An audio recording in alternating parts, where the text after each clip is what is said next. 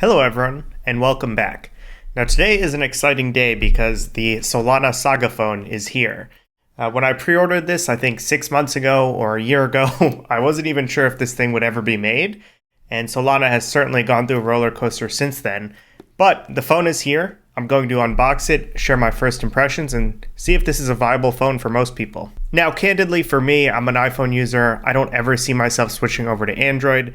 This will certainly not be my primary phone, but that said, I think it's super cool what Solana is doing. I'm not even a user of the Solana network, really. I don't hold any Sol tokens. I don't really use the network, but I mean, props to them. This is innovative. It's something new, and I really give them a lot of credit for trying. So without further ado, I'm going to switch over to a different camera angle, and I'm going to record an unboxing.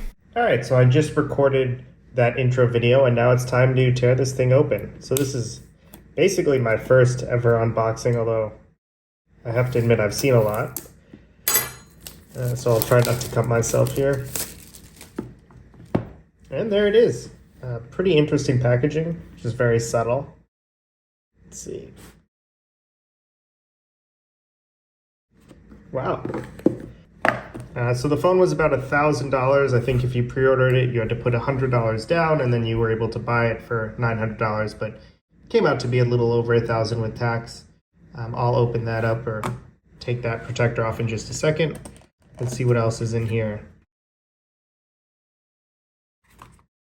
See, so that's probably just your USB-C cable.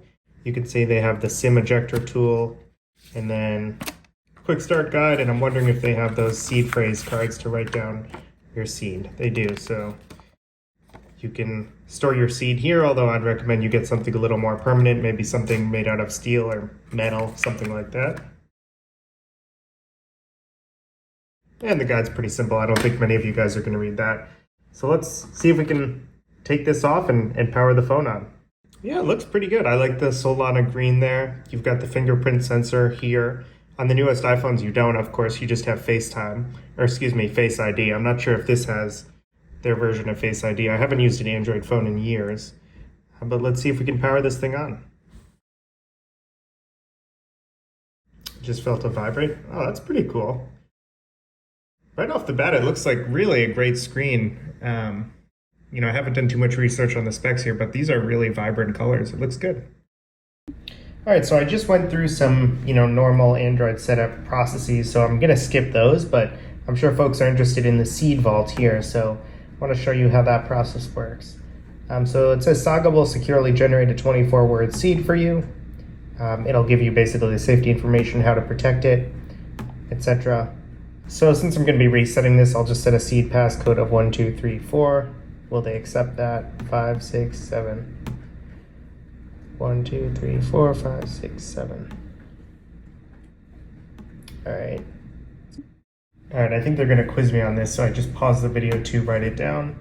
I'll select word 1, it is.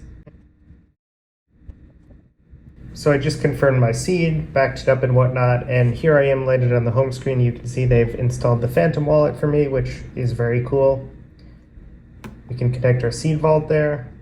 Use device authentication, so I will do my fingerprint on the back again. There we go. And you can see this is a new account. I've never used it. I have 3 Solana accounts there on the Saga, which is pretty cool. All right, so before I conclude this video, I will just briefly show you the dApp store. It's pretty early. They don't have too much there. They have some essentials like your Phantom wallet, the Ledger app, which I'm sure is probably just on standard Android phones. But they do have some cool DeFi apps. You've got Jupiter, which is their swap aggregator. Mango, which is, I believe, a money market, but I'm not positive. They have a bunch of different NFT apps, and then a few social apps, which I will definitely be checking out before sharing my final thoughts. So with that said, I'm going to end it there just so I can get back to playing with this phone and get a review out to you all soon. So this was just my first impressions. Overall, I think it's very cool what they did, and I am excited to play with this thing. So thanks, everyone.